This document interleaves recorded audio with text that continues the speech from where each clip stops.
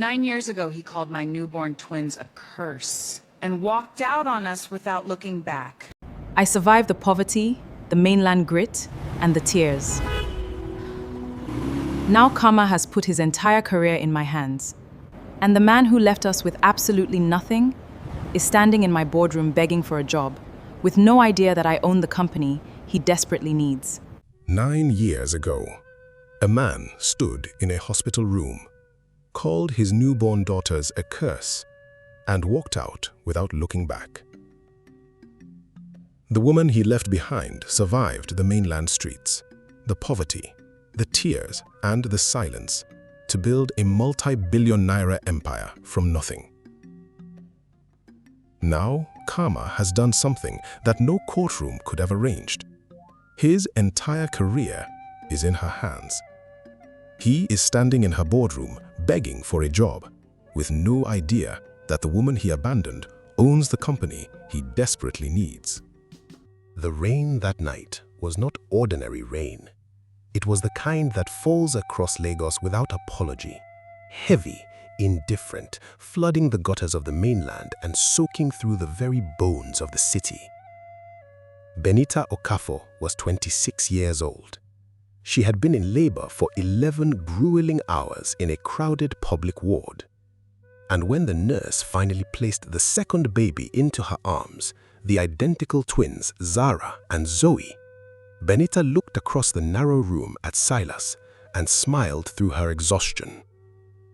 Silas did not smile back. He was standing by the window, staring out into the dark downpour. His back was stiff. His jaw was working with cold, silent calculations. The unmistakable silhouette of a man preparing to run. He turned around. His voice was a low, raspy whisper, heavy with gender disappointment and financial cowardice. 2 girls at once, Benita? This is a financial curse. My family demanded a son to carry our name. I cannot shoulder a double liability. This was never the plan. She did not respond. She simply held them tighter, one in each arm, their tiny, fragile fingers brushing against her faded hospital gown. She watched him walk toward the door. He took his phone, his wallet, his keys. He did not touch either of his daughters. He walked out into the rain, and the door clicked shut. What followed was a brutal descent into reality. 3 days later, Benita was discharged. She arrived back to the Surulere apartment they had shared, carrying her newborn daughters in a single basin and a wrapped cloth. Her key would not turn in the lock. As she stood frozen in the corridor, the compound caretaker stepped out from the shadows. He couldn't look her in the eye. "Benita," he whispered, his voice trembling. "Your husband came here with a midi truck while you were still in labor. He cleared the entire apartment, told the landlord the marriage was dissolved, and collected the balance of the rent fee. He is gone, my sister."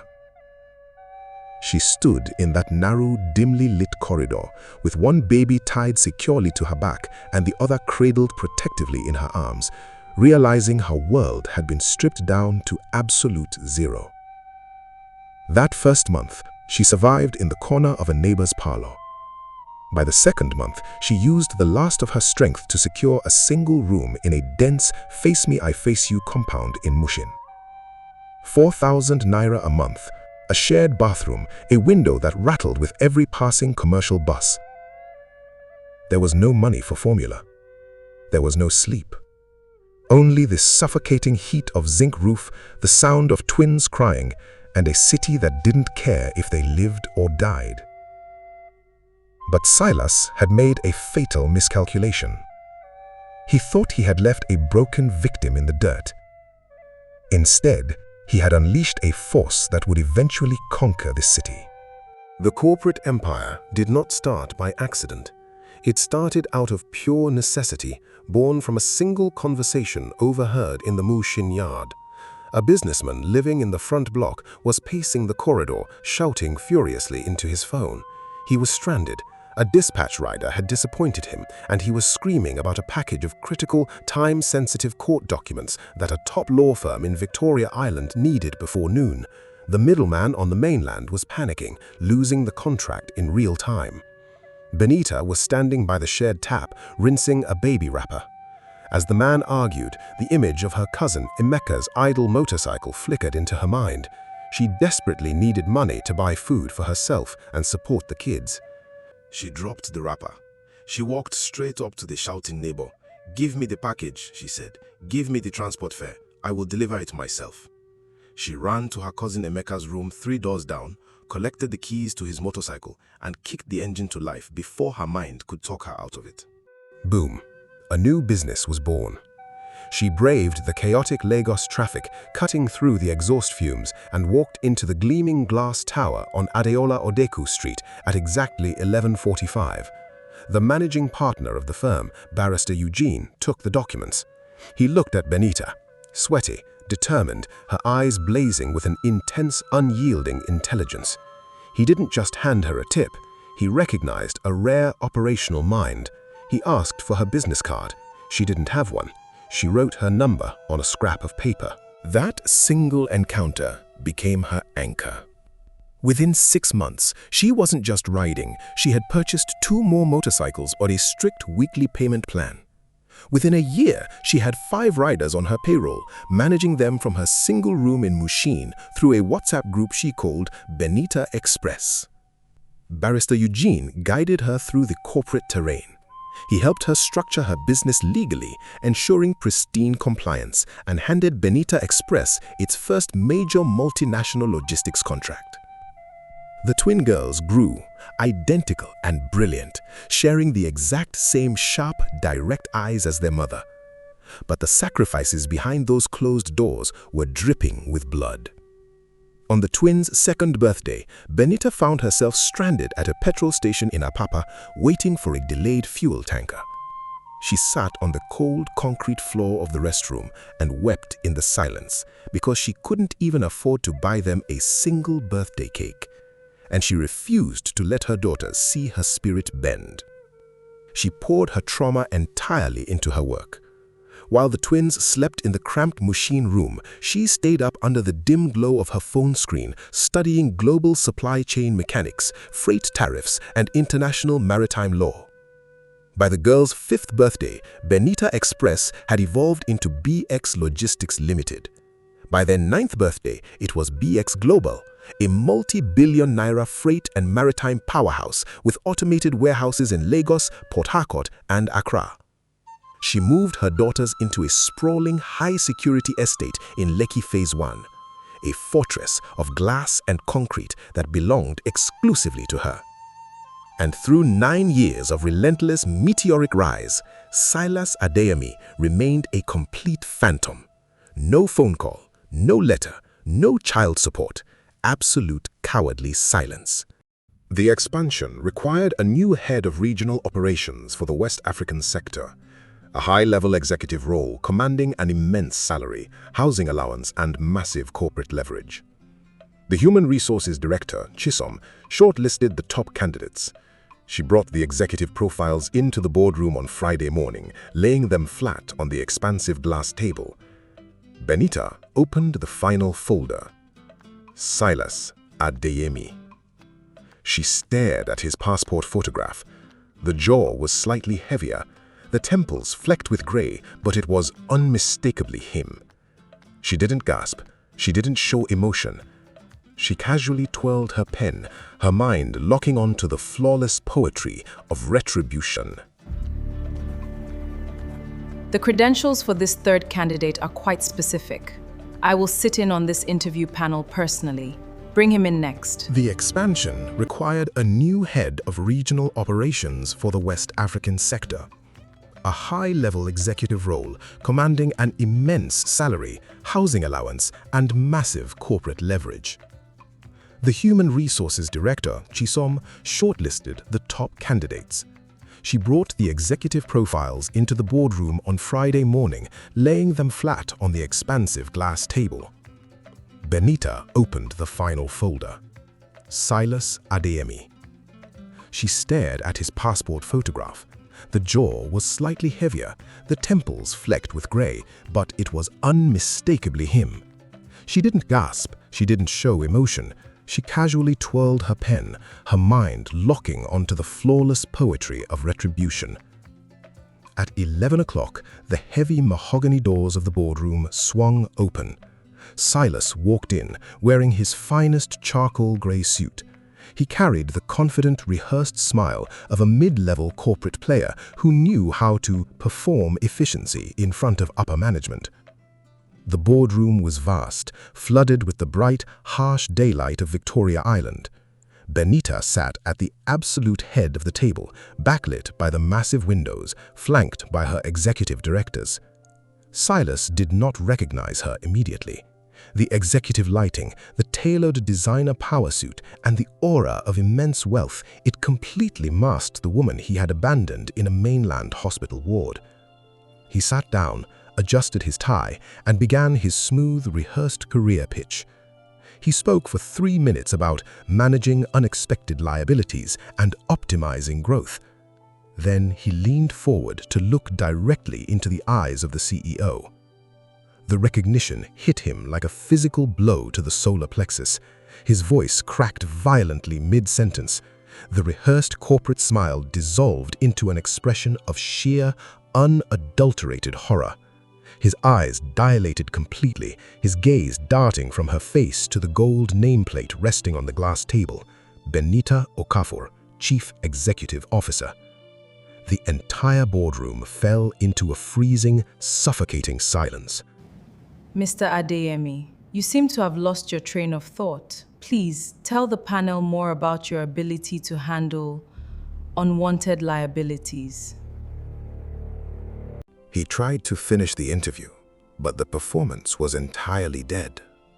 His hands shook violently as he held his portfolio papers. He was no longer an applicant. He was a man standing before a corporate firing squad. Benita let her directors ask the remaining operational questions.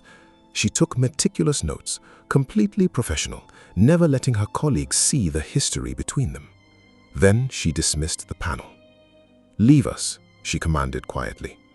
When the heavy doors clicked shut, the silence in the room changed. It became the weight of 9 years of abandonment compressed into 4 glass walls. Benita closed his resume folder slowly, the sound slapping against the glass. "Your career history is remarkably mediocre, Silas," she said, her voice cutting through the quiet like a scalpel. "A string of mid-level coordinator roles, and a conspicuous 2-year gap where your files show you were terminated for underperformance." Silas dropped his head, his hands flat against the expensive glass table. 9 years ago, you stood in a hospital room, looked at my identical twin daughters, and called them a financial curse before running into the dark. Look at me, Silas. Look at this building. Look at this empire. Tell me, what word would you use for them today? "Benita, please," he stammered, sweat breaking across his forehead, his corporate mask entirely shattered. "I was young. I was terrified of the pressure. I made a horrific mistake. I have regretted it every single day." Benita raised a single hand, a simple, commanding gesture that cut his apology off instantly.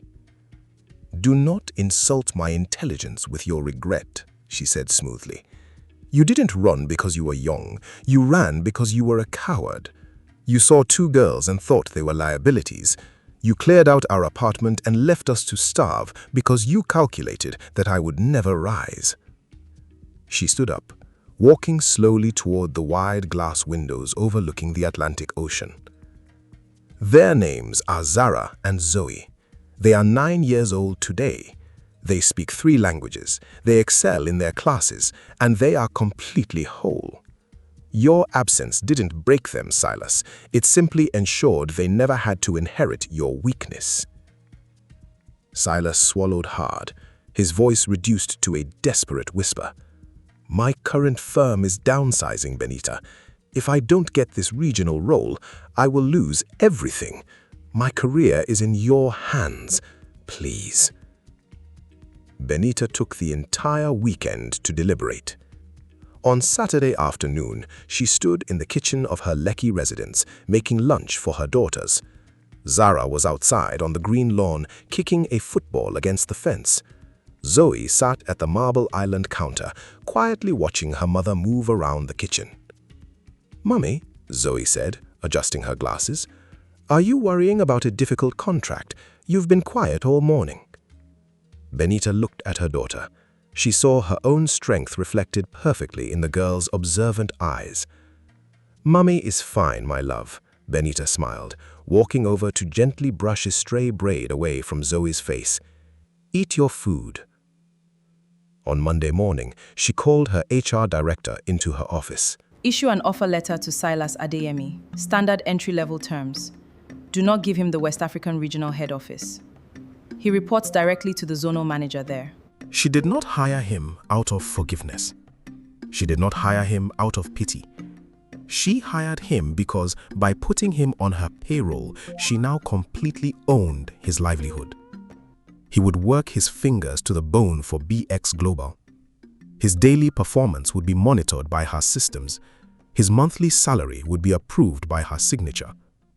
Every single time he received a credit alert to feed himself, he would be reminded that the woman and the daughters he threw into the dirt are the ones keeping him alive. She hired him because she refused to let her daughters grow up believing their father was a grand, mysterious figure who vanished. When the time was right, she would take them to the Port Harcourt depot. She would let them see him not as a powerful man, but as an ordinary, struggling employee working at their mother's company. Power built on abandonment is a fragile illusion. Silas thought he escaped a burden, but he merely ran away from his own salvation. The twin girls he rejected became the very architects of his subjection.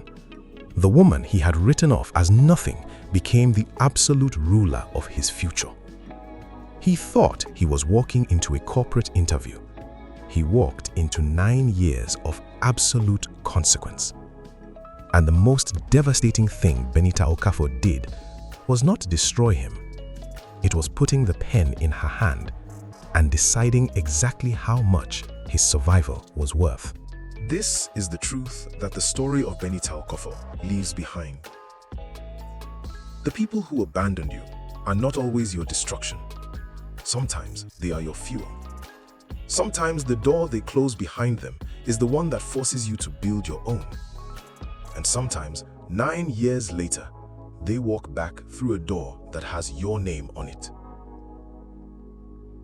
If this story moved you, if you saw yourself in Benita's grind, in her silence, in the decision she made at that kitchen counter while her daughter watched, then you are exactly who this channel was built for.